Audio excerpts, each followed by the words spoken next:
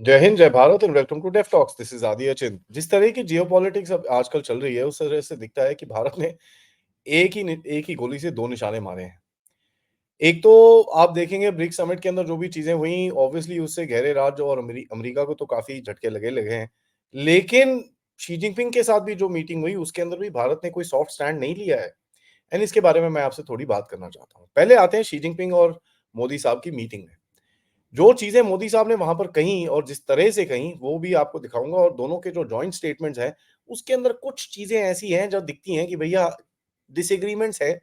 और जिस तरह से भारत ने अभी भी अपना स्टैंड बड़ा क्लियरली पकड़ा हुआ है, वो चाइना को अभी भी समझ में नहीं आया है। जो मेजर आउटकम हुए हैं कि भाई जो स्पेशल रिप्रेजेंटेटिव्स की मीटिंग होनी चाहिए, जो अजीत डोवल साहब और वांगी साहब के साथ होनी चाहिए, जिस तरह से ये इसको रिजॉल्व कराए इशू को, और थोड़ा बहुत डी-एस्केलेशन हुआ है, डिसएंगेजमेंट और डी-एस्केलेशन की तरफ आप जा रहे हैं, उस चीज को आगे लेके जाने के लिए ये स्पेशल रिप्रेजेंटेटिव्स की मीटिंग्स को आगे लेके जाना चाहिए। उसके बाद बोला कि देखिए जो भी बायलैटरल मैकेनिज्म्स हैं दोनों कंट्रीज के बीच में, फॉरेन मिनिस्टर लेवल और जो दूसरे दूसरे लेवल के अंदर है, उनको भी रीस्टार्ट करके बातें करनी शुरू करनी चाहिए, ताकि ये चीजें स्ट्रेटेजिक कम्युनिकेशन की तरफ आगे जा सकें और कहीं ना कहीं एक कॉन्फिडेंस बिल्डिंग के ऊपर बात कर सकें।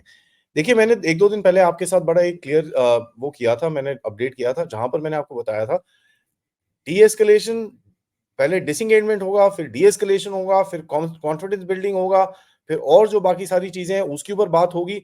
उसके बाद जाके कहीं ना कहीं एक नॉर्मलाइजेशन की तरफ जाएंगे। तो ये एकदम से इमीडिएट चीज नहीं है। उन्होंने बोला कि देखिए ऐसा है, जो इंस्ट्रक्शंस दोनों, आई मीन जो स्टेटमेंट आया है कि भाई दोनों तरफ ने अपने लोगों को ये इंस्ट्रक्शन दिए हैं कि भाई जो भी बायलैटरल मैकेनिज्म है उनको जरा आप स्टार्ट करिए, और किस तरह से भारत और चीन एक दूसरे से बात करनी शुरू करेंगे, that process needs to start. And कहीं ना कहीं भारत ने ये चीज बड़ा क्लियरली भी बोली है कि देखिए, बिना बॉर्डर को रिजॉल्व करे हुए ये जो भी पीस एंड ट्रैंक्विलिटी जब तक बॉर्डर पे नहीं आएगी, तब तक बायलैटरल रिलेशंस को आगे लेके जाना नेक्स्ट टू इम्पॉसिबल है। और ये चीज अगेन मोदी साहब ने शी जिनपिंग के सामने बोली कि साहब, हम लोग peace on the border must be a priority. इसके बारे में ऑब्वियसली शी जिनपिंग ने इतना कुछ वापस जवाब नहीं दिया, लेकिन मोदी साहब ने ऊपर से इसके ऊपर तड़का मार के एक और चीज बोला कि म्यूचुअल ट्रस्ट जो होता है, ये क्रिटिकल होता है पीस ऑन द बॉर्डर के लिए और रिलेशंस को आगे लेके जाने के लिए। जब तक हम एक दूसरे को ट्रस्ट नहीं करेंगे, और जब तक स्पेशली भारत आपको ट्रस्ट नहीं करेगा, हिंट तो वही है, तब तक ये चीज आगे नहीं जाने वाली। आज हम आपके सामने बैठे हैं, ठीक है, आपने कुछ डिसीजन लिए हैं पीछे जाने के लिए, लेकिन please understand we will not be taking them so lightly.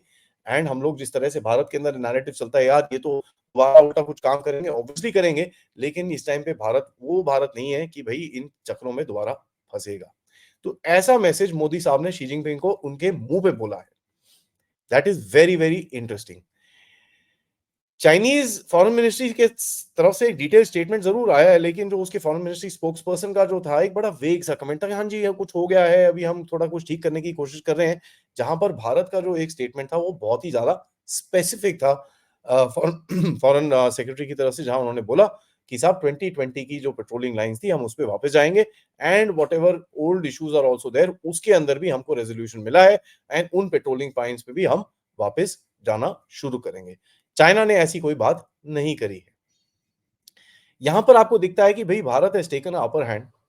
ठीक है, चाइना को एक फेस सेविंग टाइप एक जगह मिली है, जहां पर आपने उसको बोला है ठीक है हम स्पेसिफिक्स में यही बात करेंगे, but we will have to say this this and this.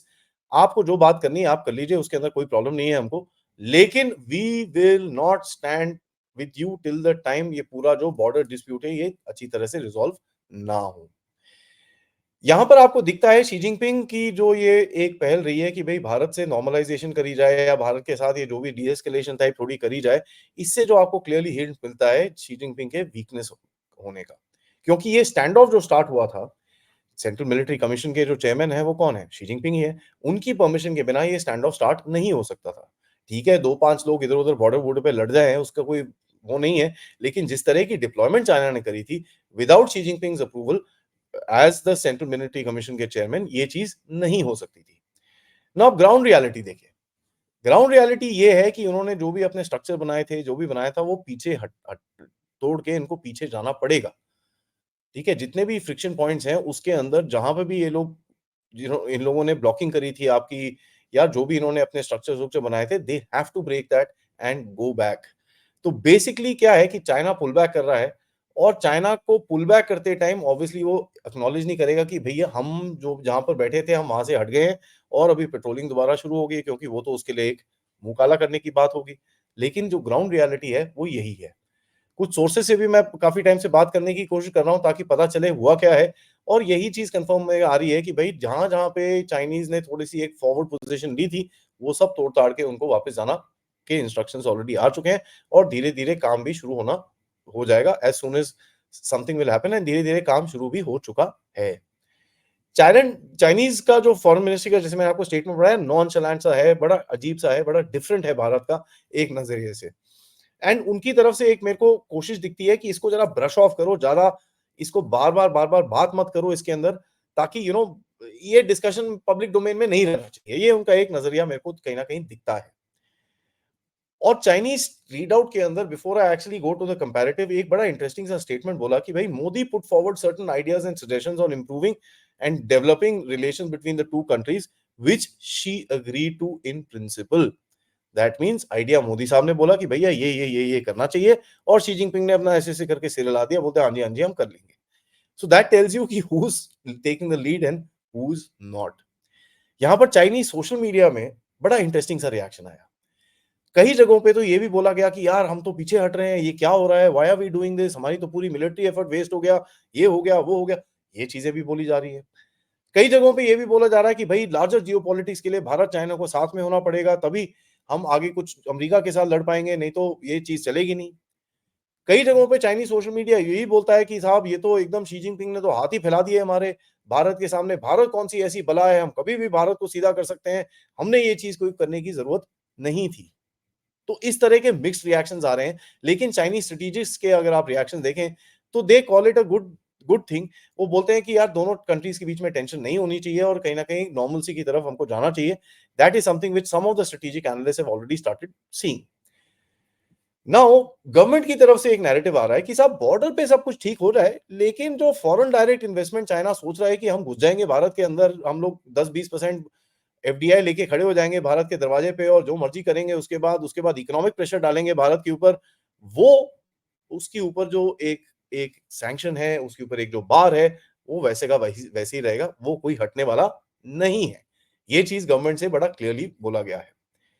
Army की तरफ से भी एक स्टेटमेंट आया कि भई नॉर्मलसी जो एलएसी के अंदर है, एक फेज़ मैनर के अंदर जाएँगे, तो हमारा जो एक नज़रिया है इज़ ट्रस्ट एंड वेरीफाई। इस नज़रिए के बिना हम लोग कभी भी ये बोलेंगे नहीं कि हम लोग एकदम नॉर्मलसी पे आ चुके हैं। तो भारत ने जो भी ये एग्रीमेंट करा है, उसके बाद चाइना को बड़ा एक क्लियर मैसेज दिया है कि हाँ जी, हमने आपके साथ एग्रीमेंट ज़रूर करा है, लेकिन we don't trust you. And ये चीज़ मैंने आपको पिछले अपडेट में भी बताई थी कि मोदी साहब ने बड़ा क्लियरली बोला कि म्यूचुअल ट्रस्ट होना बहुत ज़रूरी है with regards to both the relations going forward.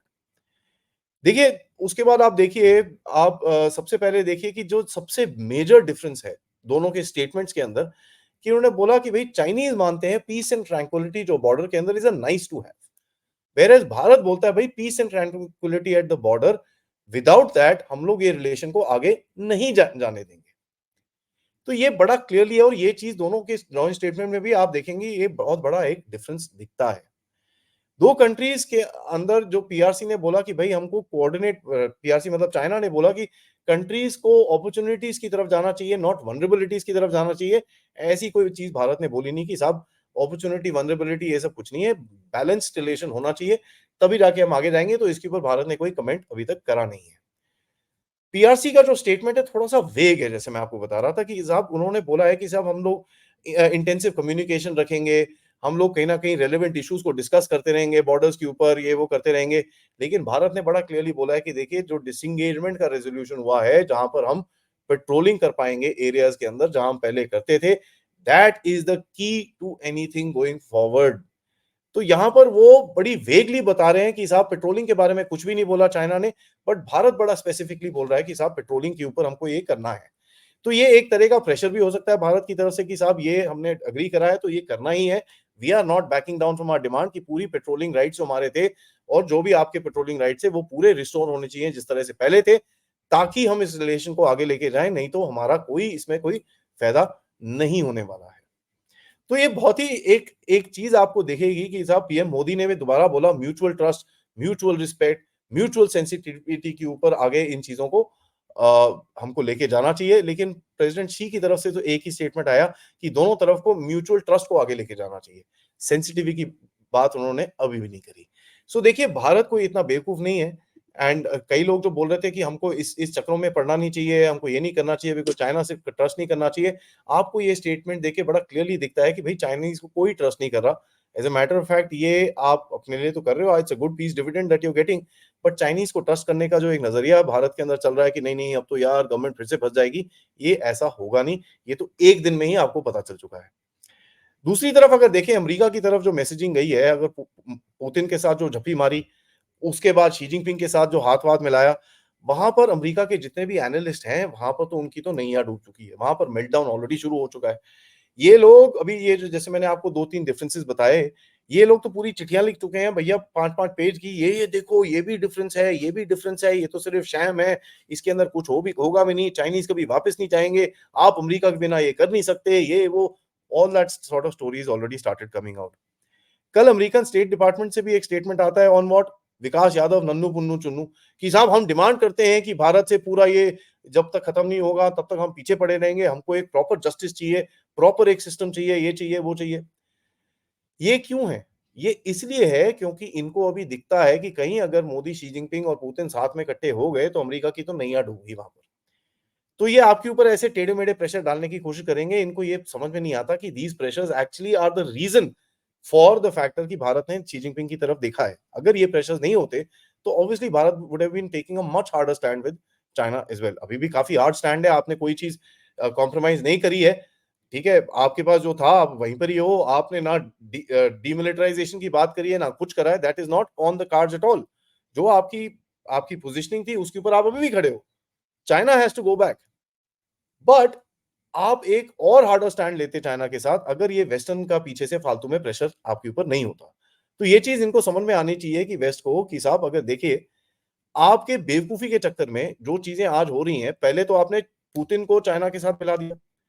आज मोदी साहब चाइना चाइना के प्रेसिडेंट शी जिनपिंग के साथ बैठे हैं और इन लोगों को फिर समझ में नहीं आ रहा है क्या हो रहा है क्योंकि वेस्ट के हिसाब से सबसे बढ़िया चीज़ होगी कि भारत चाइना से लड़े और हम भारत को एक यूक्रेन की तरह यूज़ करें और पीछे से हथियार फेंकते रहें और भारत लड़ता रहे चाइना के साथ, इसमें हमको कोई करने की ज़रूरत नहीं पड़ेगी।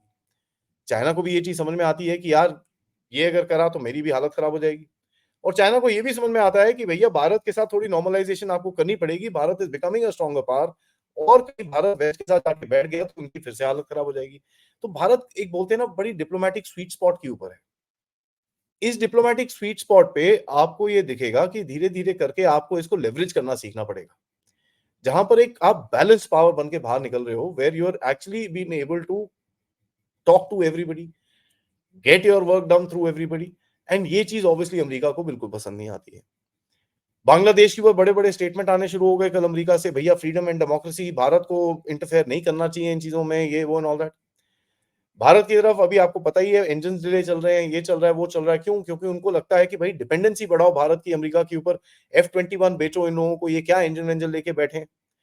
तो कहीं न कहीं अमेरिका को ये समझ में आना चाहिए कि भई भारत अभी वो देश नहीं रहा, लेकिन समझ में आता भी हो, उनका गहरा राज्य के जितने भी टट्टू हैं, वो विश्वास फिर भी नहीं करेंगे और इस तरह की बेवकूफियाँ चलती रहेंगी। अभी लेटेस्ट जो पट्टा आपके सामने खड़ा करा है इज़ हू? जसटिंदर सिंह ट्रूडो। उसके साथ जो पिटाई चल रही है, उसके साथ जो चीज़ें चल रही हैं, उसके उसके बाद आपको दिख ही रहा है कि भई उसकी क्या हालत है खुद की। तो देखेंगे कि यार ये जो गहरा राज्य है, उसको तो मैसेज एक ज़बरदस्त मिला है, क्योंकि Bharat has played its own geopolitics without asking the west और ये चीज़ वेस्ट को बिल्कुल भी एक्सेप्टेबल नहीं होती है। तो चाइना को तो आपने झटके में मारा, अपनी पोज़ीशन में खड़ा किया और यहाँ पर सेम चीज़ को करके आपने वेस्ट को भी खड़ा किया। तो this is what I call the diplomatic sweet spot of Bharat. Very well played by the government, I must say, I must compliment them. But caution has to be there क्योंकि China भी obviously आप आपको छोड़ने की कोशिश नहीं करेगा, China भी आपके पीछे पड़ा रहेगा। वेस्ट की तरफ से भी आपके इंटरनल सिक्योरिटी पे ऑब्वियसली एक्शंस चलते रहेंगे। तो आपको थोड़ा-सा ध्यान रखना पड़ेगा because this is a vulnerable time for Bharat. Thank you so much for watching this video end of course yes, आप लोग इस वीडियो को लाइक करिए, सब्सक्राइब करिए चैनल को अगर आपने नहीं करा है। Most importantly share this with your friends and families. आप लोग इस चैनल की तरफ कंट्रीब्यूट कर सकते हैं क्यूआर कोड, पेपैल या फिर सुपर स्टिकर, सुपर चैट से। थोड़ी देर में मैं आपसे मिलूँगा on a my show, live show in the afternoon and रात को एक बड़ा इंटरेस्टिंग सा आपके साथ शो है। तब तक के लिए जय हिंद, जय भारत।